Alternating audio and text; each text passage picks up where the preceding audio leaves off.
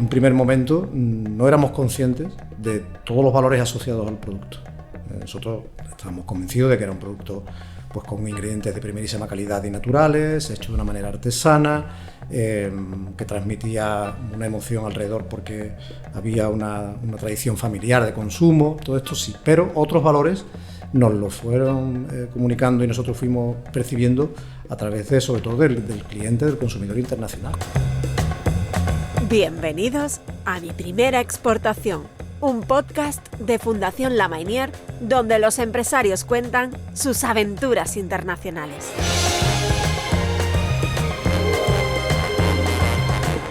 Edición 6, única y diferente. Una conversación con Juan Carlos Espinosa Cano, director general de Inés Rosales. La historia de Inés Rosales y de sus tortas de aceite es un emocionante relato de cómo se ha combinado tradición e innovación. Es la historia que ha juntado generaciones desde 1910 y ahí está exactamente su valor, su dulce y contundente valor. Juan Espinosa Cano es director general de Inés Rosales. Juan, qué hermosa ocupación endulzar la vida de los demás, ¿no?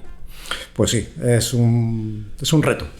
Es un legado que nos han dejado desde su inicio la fundadora y después las personas que han continuado la empresa y que efectivamente está muy ligado a las emociones de generaciones, ¿no? A lo largo desde sus comienzos, épocas que han sido no tan agradables en nuestra historia, pero que siempre ha ido acompañando el producto a estas personas, a estas generaciones, y que por fortuna y por el buen hacer de sus actuales propietarios, especialmente de su presidente Juan Moreno, pues ha llegado hasta el día de hoy y sigue despertando emociones más allá incluso de aquí, de nuestra tierra, ¿no? Inés Rosales existió, es decir, no solo es el nombre de la marca de las tortas de aceite. Creo que Inés Rosales se iba con su canasto de mimbre a vender las tortas a la pañoleta.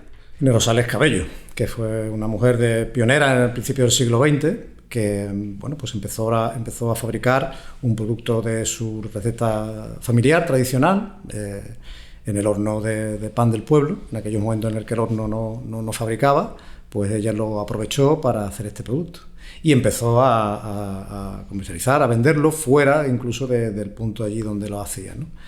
Y estos puntos era la Pañoleta, que es un cruce de caminos que está en Camas, casa de postas, luego la estación de Córdoba, y la estación de Córdoba, que era pues el ferrocarril que tiraba hacia Córdoba y hacia Madrid. Sí. Ese producto, además, envuelto en ese papel, era lo que le permitía hacer una conservación con la cual podía comerse tiempo después. Es decir, que no tenía que ser fabricado y consumido en el momento, sino que aguantaba muy bien para poder viajar, y así fue la manera en que tuvo su expansión y reconocimiento a lo largo de toda España. Porque ¿qué queda, Juan, de la esencia de aquellas tortas en las que podemos tomar en el desayuno, en la merienda ahora? ¿Queda de las mismas que vendía Inés en la Pañoleta? Pues queda todo lo importante. Es decir, nosotros mantenemos, y eso cuando Inés Rosales como sociedad tuvo una época en la que, digamos, económicamente no andaba bien. Fue a principios de los años 70 cuando empezó, digamos, un poco la revolución industrial en la industria agroalimentaria en Andalucía, pues que no supo subirse a ese tren, ¿no? Y fue precisamente con la llegada de sus actuales propietarios y de Juan Moreno cuando reconoció que se habían estado variando cosas, modificando cosas que iban en contra de la esencia del producto, de esas cosas importantes del producto. Y las cosas importantes del producto son los ingredientes de primerísima calidad, por supuesto en nuestro caso aceite de oliva virgen extra, no hay otro tipo de aceite, la forma de hacerla, se hacen a mano, una a una, y no es algo que dice, sí, bueno, hay muchas empresas que dicen que la hacen a mano, ¿no? Estas se puede comprobar, tenemos subido por supuesto todo nuestro sistema productivo, se puede ver, y la forma de envasarlas, es decir, el papel parafinado que la envuelve una a una, esto es lo que realmente hace que toda la liturgia del producto se produzca esa magia, torta a torta, cada día y cada vez que te la llevas a la boca. Bueno, ser fieles al origen de Inés Rosales. Claro. Bueno, habrán hecho, Juan, millones y millones de tortas en este siglo largo de vida, pero una vez me dijo Juan Moreno, el presidente, algo que desde luego es un gran titular: no hay dos tortas de Inés Rosales iguales. Hace 114 años hacían 240 tortas al día. Creo que ahora van por 400.000 tortas, y yo le pregunto, ¿completamente diferentes? Claro, hay que pensar que el hecho de que se haga a mano ya diferencia, ¿no? Y cada labradora, cada persona que convierte esa bola de masa en torta, tiene su huella, tiene su estilo a la hora de hacer la torta. Entonces, a veces, y aún así, aún repitiendo un movimiento de una manera cíclica y repetitiva, pues no siempre las tira igual, que puede quedar una parte un pelín más fina, otra un pelín más gruesa, quedar un poco más ovalada, un poco más circular. Entonces, luego cuando pasa por el proceso de cocción dentro del horno, pues no cuece exactamente todas las partes iguales. Y efectivamente, como Inés Rosales no hay otra, pero es que ni ella misma, es decir, que al final todas son diferentes. Cierto es que cuando lo ves el flujo continuo de tortas en el proceso, puedes identificar quién ha hecho qué torta. ¿Ah, sí? Claro, porque cada una, como decía, tiene su estilo, tiene su manera de realizar esa torta. Entonces, repite ciertos movimientos que sí son identificables, pero 100% no es exactamente igual.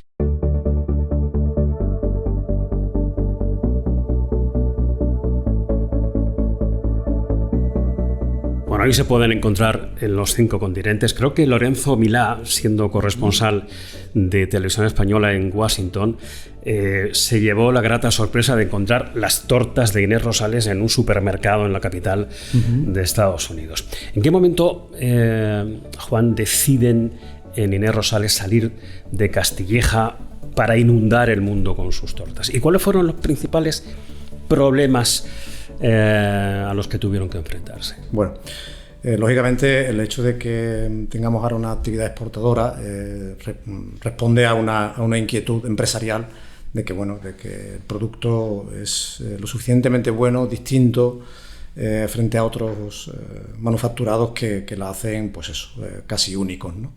Y esa inquietud por poner en valor el producto y por sacar fuera del mercado nacional se traduce pues en la asistencia continua y masiva siempre hacia ferias internacionales, hacia determinados eventos donde nosotros podemos presentar productos, porque desde un primer momento los importadores de otros países ya reconocen, este producto es diferente, este producto no es uno más de los que suelen venir a las ferias, ¿no?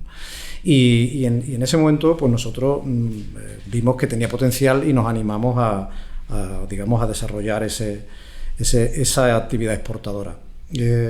¿Cómo concretamos ese deseo y esa intención?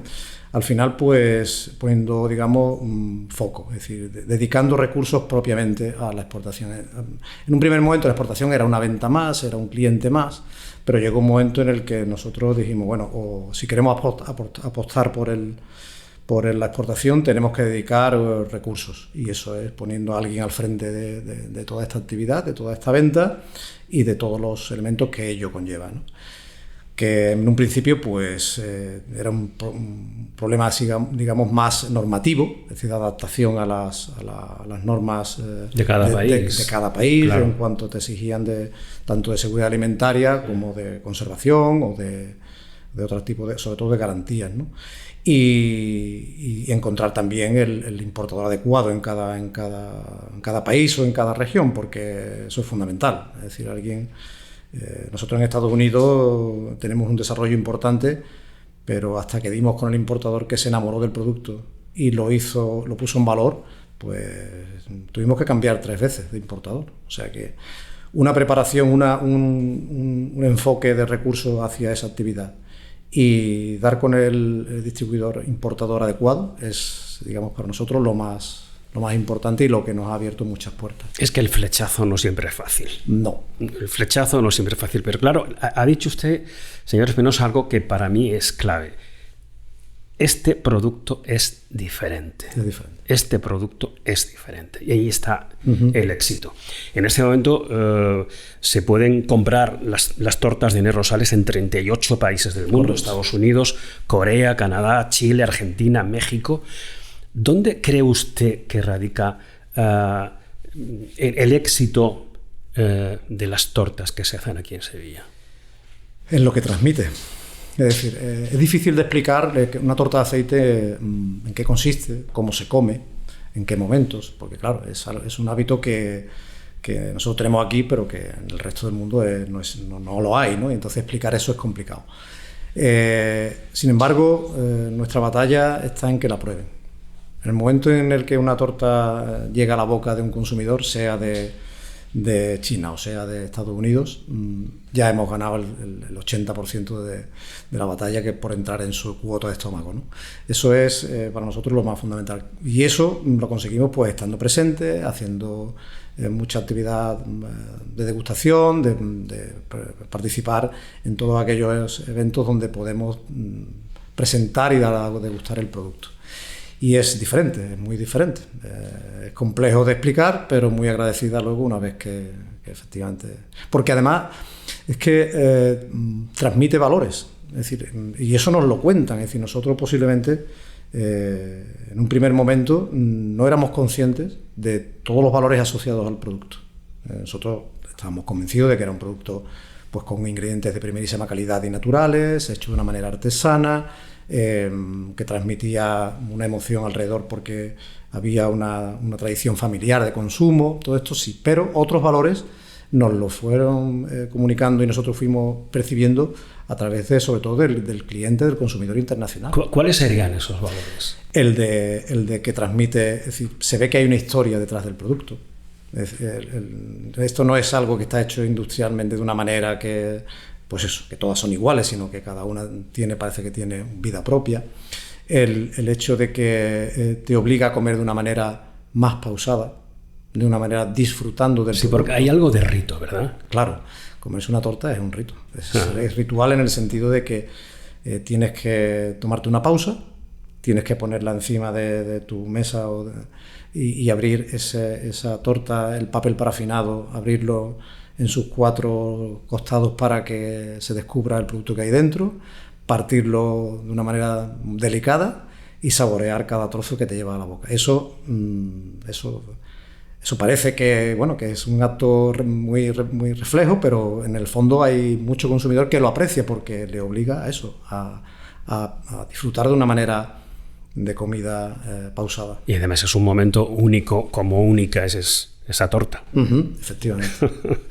Una vez me contó Juan Moreno, el presidente, que el propietario de la cadena Starbucks llevaba tortas de Inés Rosales en su avión privado y que pensaba ofrecerlas a sus clientes en los 10.000 cafés que tienen en todo el mundo. ¿Eso fue exactamente así?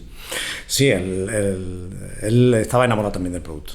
El problema es que en una sociedad donde el consumo es muy de comer deprisa, de comer de pie, pues la torta ahí tiene mucho todavía que recorrer, entonces es complicado. Pero sí, él le vio las posibilidades rápidamente. Es verdad que luego ha sido complicado, de hecho todavía no, aunque hemos estado en algunas tiendas, pero no es un producto que ellos comercialicen habitualmente. Pero sí.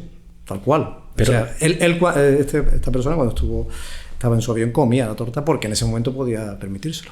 Pero es que además comer y disfrutar una torta de Inés Rosales nos comunica algo que me parece muy interesante. Parar. Vamos todos con la directa puesta. Eso es. Y la torta de Inés Rosales lo que nos pide es que paremos, que la saboreemos, que disfrutemos el momento, que es único. Como nos escribieron alguna vez, dice que conspiramos contra ¿Cómo? Conspiramos contra ese tipo de vida, ¿no? Es decir, que nos obliga a sentar, te obliga a pausar y te obliga a disfrutar de un momento de tranquilidad.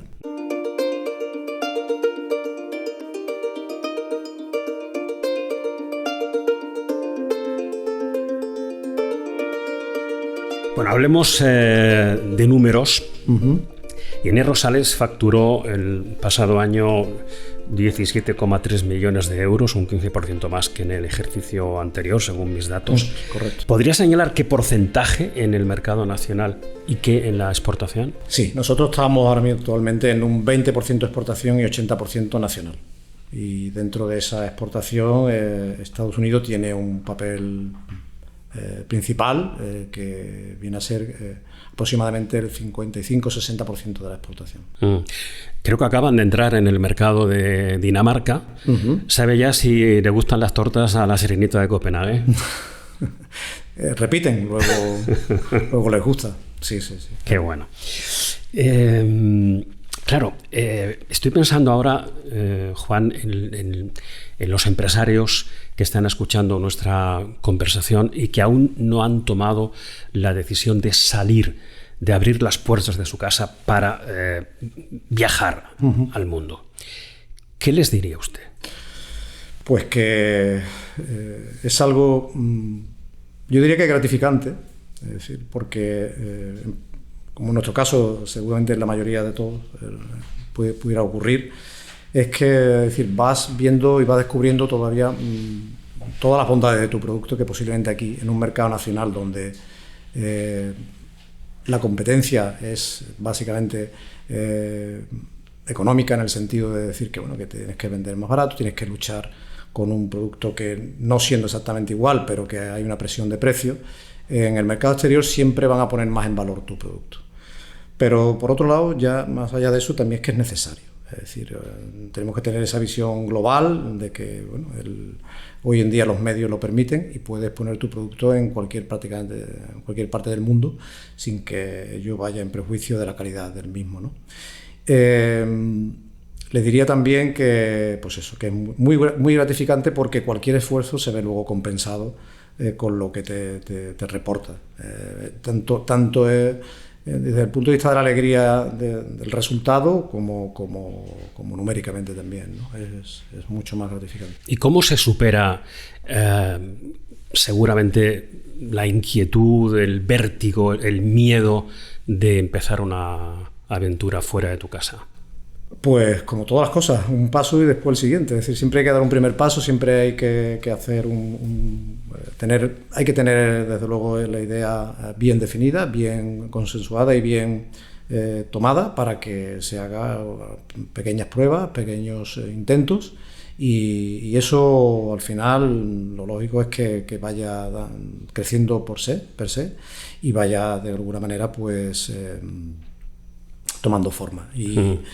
Y teniendo una actividad, además, siendo proactivos, ¿no? En el sentido de, bueno, pues acudir a cuantas ferias tengas ocasión a presentar tu producto, participando en misiones comerciales, tanto directas como inversas, dejándote ayudar por los distintos organismos que tanto a nivel nacional como a nivel autonómico existen para fomentar la exportación.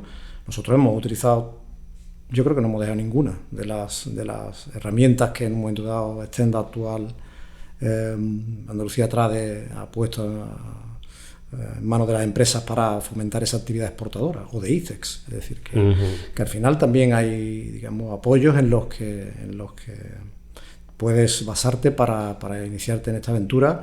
Pero es que para eso están. Para eso están. Sí. De trampolín y de ayuda en el momento de tomar la decisión. Pero no todo el mundo, digamos, las utiliza.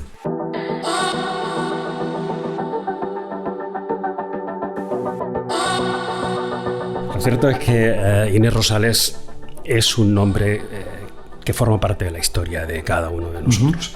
Hay muchos momentos de nuestras vidas en los que andaba cerca una torta envuelta en papel de parafina, incluso en la vida del presidente de Juan Moreno. Creo que siendo niño se hizo una herida en la mano que hubo que suturar sin anestesia, lloraba desconsoladamente, y alguien como consuelo le dio una torta de Inés Rosales.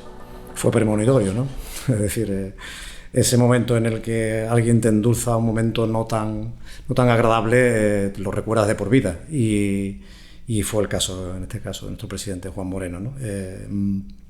Pero es que casos como este recibimos día sí día, ¿no? en nuestro correo electrónico, en el correo físico, en llamadas, en mensajes que recibimos, de cómo el producto está ligado a la historia emocional de muchísimas personas. Bien porque en su casa tenían ciertos ritos, con lo cual asocian incluso olores, ¿no? Es decir, este olor es que me recuerda a mi padre o a mi abuela, ¿no? Y muchos momentos, sobre todo además, mirando un poco a la historia, el producto ha endulzado momentos no tan agradables de nuestra historia, ¿no? Y entonces yo creo que eso, o gente pero si yo con las de tortas que he comido yo haciendo la mili, o sea, es que hay un anecdotario alrededor de la torta que lo vamos a compartir con todo el mundo. Claro, hablábamos antes del rito de comer una torta de Inés Rosales, pero ese rito se vive, si se da cuenta, Juan, con los 5 sentidos, porque es el sabor, es el olor, es el tacto, incluso el oído, el crujido de una torta de Inés Rosales, eso es... Y luego el boca a boca, claro. Es el valor que todo el mundo percibe en la torta, desde el organoléptico, una vez que se lo lleva a la boca, donde pues percibe esa mezcla tan refinada de aceite, azúcar, plantas aromáticas como el anís y el sésamo, o ajonjolí, pero también ese papel que se abre y que también tiene sus propias características de sonido, efectivamente ese partirlo con la mano y llevártelo a la boca, es todo un mundo de sensaciones que es lo que nosotros intentamos de que perdure en el tiempo. Es lo que siempre estaba asociado al producto y que nosotros intentamos que no fallara ese legado y que cada vez que alguien se lleve una torta a la boca perciba lo mismo. Y, no es fácil, pero ese es el reto. Director general de Inés Rosales, Juan Espinosa Cano, muchísimas gracias. Hay que ser igual que se me permite la vida, hay que ser igual que las tortas de Inés Rosales, únicos y diferentes. Eso es lo que nos permite crecer y volar por todo el mundo y, en el caso de su empresa, Juan, endulzarlo, que buena falta hace. No quisiera tampoco terminar sin un poco también en poner un poco foco en el equipo, ¿no? Es decir, las personas que han formado o han pasado durante algún tiempo parte de la empresa de Inés Rosales son las que verdaderamente han permitido que este legado continúe en el tiempo. Y es eso, al final buenos profesionales, buenas personas son los que te permiten salir adelante. Y muchas gracias a todo nuestro equipo. Mi primera exportación es un podcast de Fundación La Meunier, dirigido y presentado por Cristóbal Cervantes y producido por QWERTY Podcast. Si quieres participar en esta iniciativa o quieres contactar con nosotros, hazlo a través de la web miprimeraexportacion.es. Desde esta web podrás escuchar nuestro podcast. También puedes suscribirte a Mi Primera Exportación en tu plataforma de audio favorita.